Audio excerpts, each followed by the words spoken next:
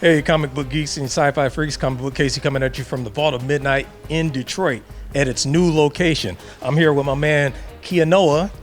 You got it. I got it. All right. Yeah, So I told you, sound like a sports car or something, a foreign car or something. So anyway, man, you guys have been at this new location. You used to be on Library Street. I've been to that location multiple times. This is my first time. I'm sorry to say, coming to this location, it is a lot bigger. It's a lot bigger. It's close to 3 times the size, I think. Yes, it is. Yeah, we really, really love it over here in this space. We get full parking lot. We have really great neighbors by popular demand. Replay Cafe, which you guys have probably heard of, and a couple of coffee shops that are just amazing. We love it over here. Check it out. So anyway, how did COVID affect, or if any, affect Vault of Midnight? This location was not here yet, but you still have the location on Library Street, and you have the other multiple locations around the state. Yes, so it affected us just as it did most other retail spots. Obviously, it's detrimental to have people not actually coming in the shop and seeing things and picking them up just offhand. But we did have a dedicated group of subscribers that were picking up books every single month, and we're really thankful to them. Shout out to the subscribers.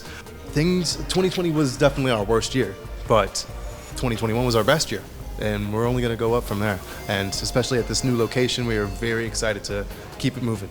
Okay, and since we're on that subject, one thing I've always been curious about with all the comic book stores, if there's any consistency with what was the better selling books or book series, get your subscribers and get people coming back for more. So I think definitely over the past couple of years, the big book of the big two, Marvel, DC, was definitely the X books.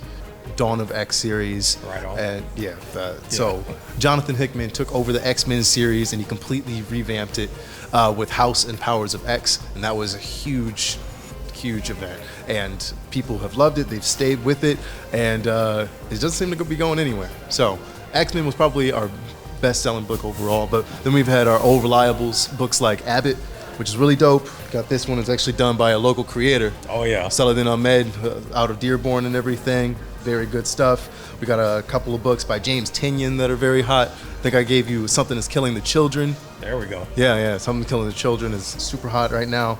The Nice House on the Lake is a horror series that DC's putting out. That's also by James Tynion. Is doing a great job. And then of course, all of our manga is always going off the shelves. You can barely keep it on. Right. Books like Jujutsu Kaisen, Chainsaw Man, flying off the shelves every day. Yeah. Well, that's good to know, because in times like this, in difficult times and trying times, it's good to have a little fantasy in our lives, things that we can have an escape, especially when it's not that expensive. This is cheaper than Disneyland for us to just come to a comic book shop, which is my safe haven, my sanctuary, to sometimes just hang out and read the books that I'm not going to buy and then buy the ones I'm going to read later.